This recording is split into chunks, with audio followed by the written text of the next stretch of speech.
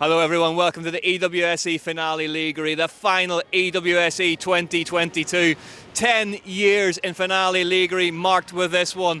Titles will be decided today, and we have the interesting unknown factor of the Enduro World Series stars coming to play as well. It promises to be an absolute classic. Free loops as ever then in EWS-E, some 65 kilometres to race and 2,500 metres off descending. The first loop starts with the first power stage of the day. The second power stage of the day doesn't arrive until stage 6, and then it is a full chat sprint back towards the town itself, where we will be handing out some hardware.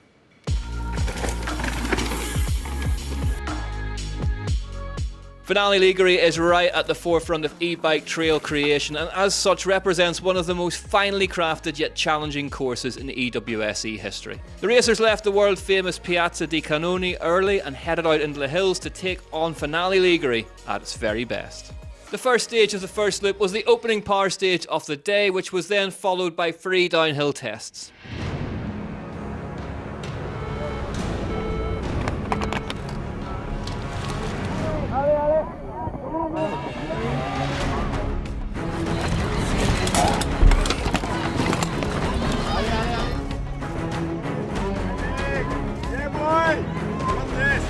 All the pre-race build-up had been on Yannick Pontal and Flo Espinera closing in on their respective titles.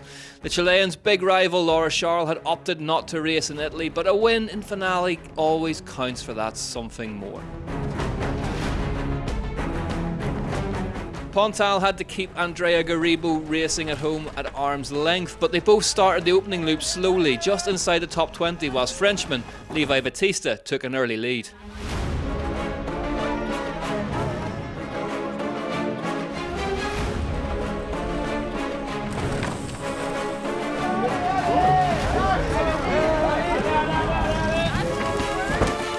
Espinera was second on the stage behind UCI e-bike world champ Nicole Goldie, who took the win by a chunky 10 seconds.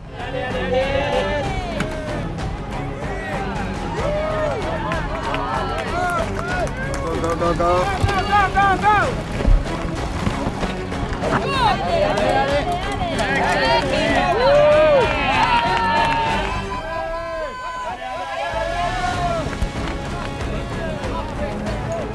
Former EWS overall title winner Tracy Mosley was in the top 5 for most of the morning stages. She was second on the second stage too. This time, Hattie Harnden, racing on only her second ever day of e-bike ownership, took the win.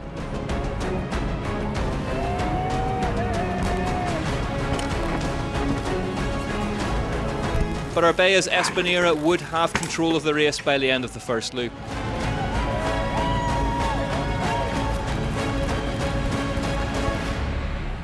Feeling good on the bike, so I just wanna make it through the day and be in the beach, just enjoying myself.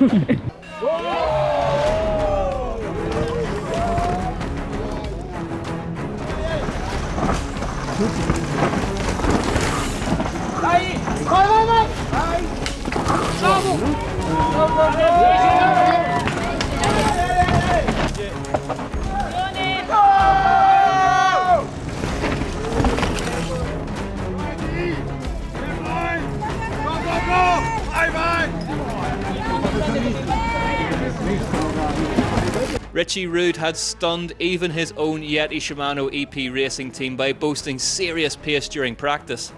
He was 6th on the second stage and would take his debut EWS-E stage win on the third stage, then immediately back it up with his second on stage 4. By the end of the loop, the double EWS champ led the way. Pretty good actually. I don't know, I always like the riding here in Finale. And then I really like riding our e-bike. It's a good combo, I feel like. Made up the power stage, that was my goal, and then just having fun kind of attacking the trails, and seems to be doing quite well for me, so pretty happy. So after loop 1 then, Flo Espinera led the way by 21 seconds ahead of Hattie Harnden, with Sophia Wiedenroth, the winner of the previous round, 28 seconds back. Behind them again, it was the British pairing of Mosley and Winton rounding out the top 5. Richie Rude had taken the EWS-E racing like a particularly large duck to water and led the way in the pro men's. The winner of round 1, Edgar Carballo Gonzalez, was in second place by 5.7 seconds. Paule's Lee Johnson was third, and Yannick Pontal, the championship leader, was ninth. After a recharge and a visit to the tech zone, the racers headed out for the second loop, which consisted of a further 4 stages, including the second power stage of the day.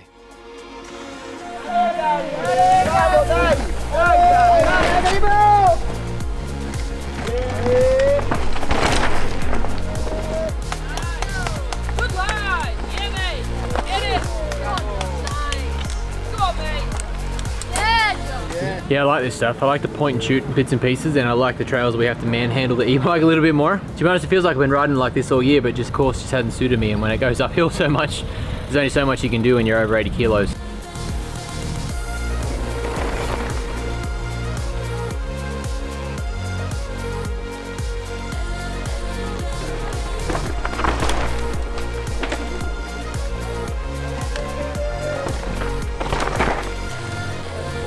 Tracy Moseley won the opening stage of Loop 2, narrowly leading home her protégé Hattie Harnden. The march of the Enduro World Series regulars continued on Loop 2. Carballo Gonzalez led Adrian Day and Kevin McKell home on the first stage.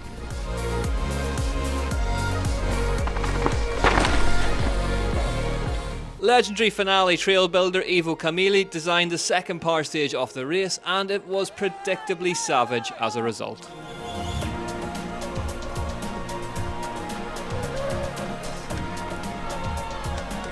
Spears on top! Go, go, go, go, go, go,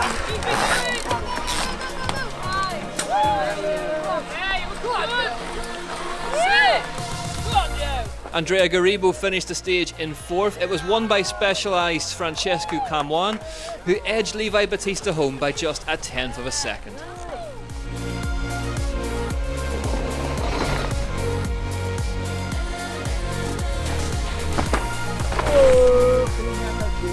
Hattie Harnden had been down but wasn't out. The Brit won the final 2 stages of the second loop, heading home Moseley and Espinera respectively. It's definitely very different to the normal EWS. Yeah, you just got to manage the power stages like really carefully. I made quite a lot of mistakes, so it's easy to get like caught up and frustrated with it. But bigger picture, like it's a long day, and there's like 10 other stages to think about as well. So you can make up your time, and it kind of levels off, I think, at the end of the day.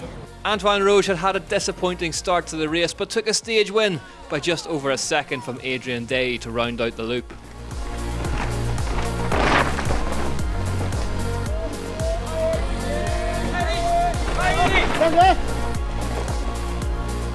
Richie Rude was keeping the pressure on at the front. He won on stage 7 ahead of Giant Factory Racing's Josh Carlson.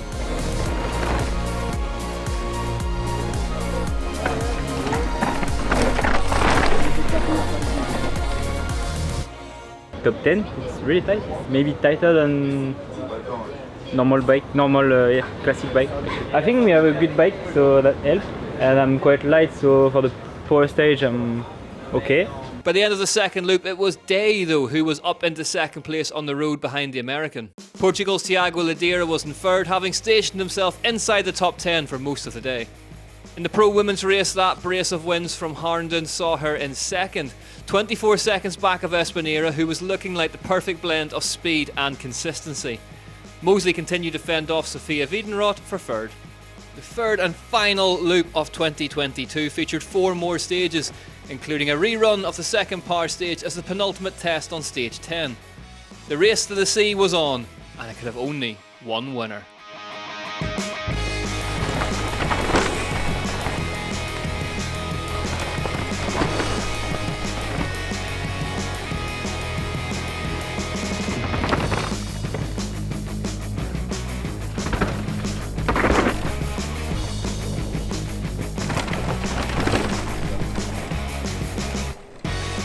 Harnden lopped 4 seconds off of Espinera's lead to get the loop started, but a disappointing power stage would hand Espinera back some breathing space.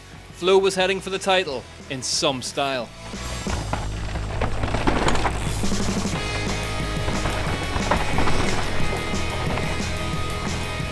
Tracy Moseley had only dropped outside of the top 5 on the stages once all day and had cemented herself onto the podium in third as a result.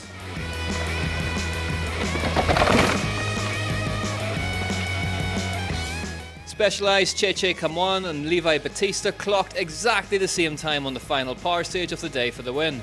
Sophia Wiedenroth made it 3 different power stage winners for the day in the pro women's field. Adrian Day won the first stage of Loop 3. Right as the race was reaching the very sharp end, he was now just 0.3 of a second behind Rude. The hammer blow came on stage 10. The Frenchman went 9 seconds faster than the American to move into the lead with only 2 stages remaining.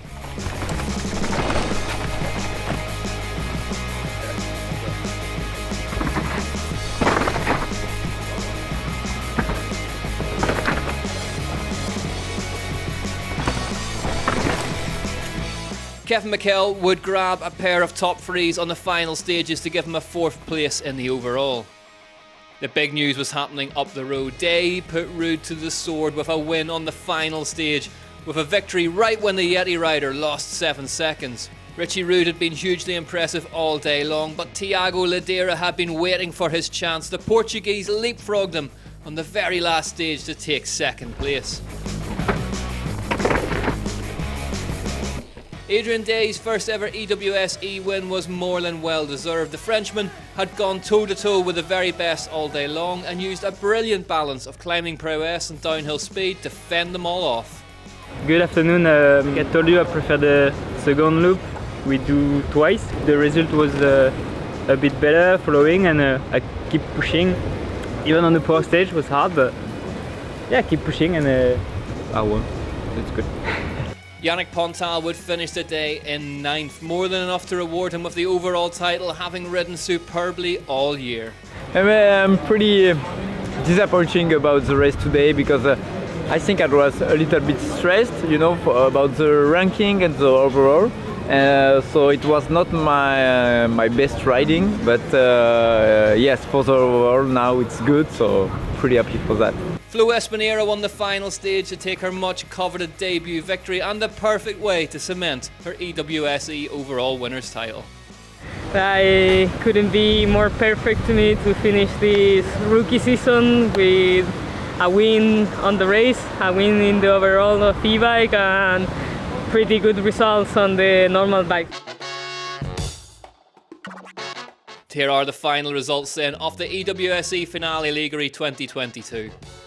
Flo Espinera takes the win to secure the title by 19.5 seconds from Hattie Harnden. Tracy Moseley was third, exemplifying that there's no replacement for experience and lots of speed. Wiedenroth was 4th ahead of a hugely impressive 5th for Katie Winton. Winner of round 2, Alia Marcellini, had a disappointing home race in 10th. Adrian Day seals his return to the top step. Where better to do it than in Finale Ligure. Tiago Ligure pulls off one of the late race moves off the century to claim 2nd ahead of Yeti Shimano EP Racing's Richie Rude. McHale squeaks home ahead of Garibo, and the title winner Yannick Pontal finishes in 9th ahead of Josh Carlson in 10th. Orbea Fox Enduro Team's Flo Espinera then takes the title ahead of Sophia Wiedenroth, who finishes in 2nd, and Alia Marcellini in 3rd. Tracy Moseley finishes 5th, just ahead of Hattie Harnden. In the pro men's then, it is Yannick Pontal's title, just ahead of an extremely impressive 2022 for Andrea Garibo.